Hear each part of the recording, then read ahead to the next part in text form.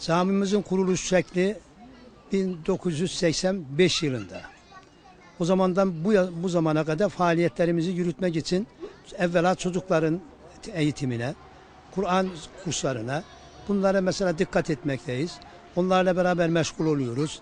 Hocamızla beraber ve cemaatimizle beraber velilerimizi çağırıp ve velilerimize bu şeye teşvik etmekle beraber o gün bugün devam etmektedir. Camimizin ismini sorarsan camimizin ismi Hacı Bayram Camii'dir. 1985'te demiştim kuruluşumuzdur. O günden bugüne de din görevlimiz devam etmektedir. Faaliyetleri din görevlileriyle beraber yürütmeye çalışıyoruz. Bugüne kadar borçsuz, harçsız camimizi bu vaziyete getirdik. 10 seneden beri de Ramazan iftarı veriyoruz. Bu iftar vermekte gayet çocuklarımızla beraber, bütün cemaatimizle beraber bir kaynaşmayı getirdik meydana. Ve çoluk çocuğun böyle toplanıp böyle iftar etmesi, böyle kalabalığı bir araya getirmesinde biz de bundan haz duyduk, buna alıştık. Türkiye'den aşçılarımızı Türkiye'den getiriyoruz. Ve gelip gidişlerini, yapacak olduğu işlerdeki ücretlerde biz kendimiz yükleniyoruz, kendimiz onları yapıyoruz. Ve paralarını biz veriyoruz yani şeyle beraber. Faaliyetlerimizi daha genişletmek için kültürümüze gelince kültürümüzü genişletemiyoruz. Pek o kadar şey değil yani açılamadık yine şeyden tabii yine de maddi şeyden dolayı fazla açılamadık. Fakat yeteri kadar mesela kendimize bunu getirdik ama yeteri olmadı. Yetemedik. Gün geçtikçe gençlerimiz çoğaldı. Gün geçtikçe talebelerimiz çoğaldı. Kur'an okuyan talebe, kız çocukları en azından bugünkü şartlarda kız çocukları 60-30 çocuk, erkek çocukları 65 bu arada devam ediyoruz yani. Burada bu arada hocalarımızın vermiş olduğu verilerle beraber çocuklarımızdan 5, 6, 7 tane cuma kıldıracak çocuklar yetiştirdik.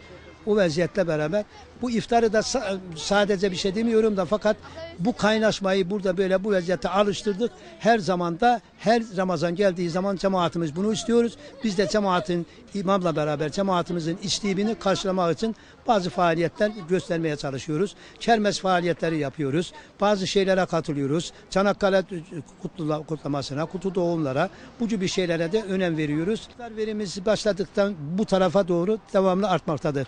Evvela 150 kişiyle beraber başladık. Bugünkü günde en azı 250, çoğu 400'e kadar iftar veriyoruz. İsmim Cumali Deniz. Gaziantep'ten geldim. Gaziantep'te Kur'an kursu öğreticiyim. Hoşgör Fatih Kur'an kursunda. Burada ilk Ramazanım. Yaklaşık 10 ay oldu buraya geleli. Buraya geldim, kendimi yabancı hissetmedim. Elhamdülillah gördüğünüz gibi camide tam Türkiye'deki camileri andıran bir cami. Minaremiz var, kubbemiz var. Camimizin yoğun bir cemaati var elhamdülillah. Burada Ramazan çok çeşitli geçiyor. Gördüğünüz gibi iftar programları var. Ayrıca zaman zaman sahur programları yapıyoruz. Bu iftar programlarında başkanımız da dediği gibi yaklaşık ortalama günde 300 kişi yemek yiyor burada. İftar açıyor. Çocuklar geliyorlar, cıvıl cıvıl oynuyorlar, bahçede geziyorlar, tozuyorlar. Yaklaşık 12'ye 12.30-1'e kadar burada bir canlılık devam ediyor. Burada hep genelde işçi oldukları için cemaatimiz, yurttaşlarımız vardiyeli çalışıyorlar. Bazen iftara gelemeyenler oluyor, iftara katılıp hemen gidenler oluyor. Tabii yine de sayı değişmiyor tabii ki. Biz teravih namazına yaklaşık erkek cemaatimiz 100 civarında. Bayan cemaatimiz de 150, yine 100-120 civarında teravih namazı kılıyoruz. Bir de bu sene bir farklılık oluşturduk elhamdülillah. 2 tane öğrencimize biz bu sene cübbe giydirmiştik. Bu 2 öğrencimizle birlikte onları teravih namazına kattık. Yine Türkiye'den bir hafızlarımız geldiler. Onlarla birlikte 3 kişi 4 kişi teravih namazı kıldırıyoruz. Bu da bir ayrı bir canlılık katıyor elhamdülillah. Cemaatimiz de çok memnun. Bizler de memnunuz elhamdülillah. Nasıl teravihin nasıl kılındığını, nasıl geçtiğini bilemiyorlar elhamdülillah.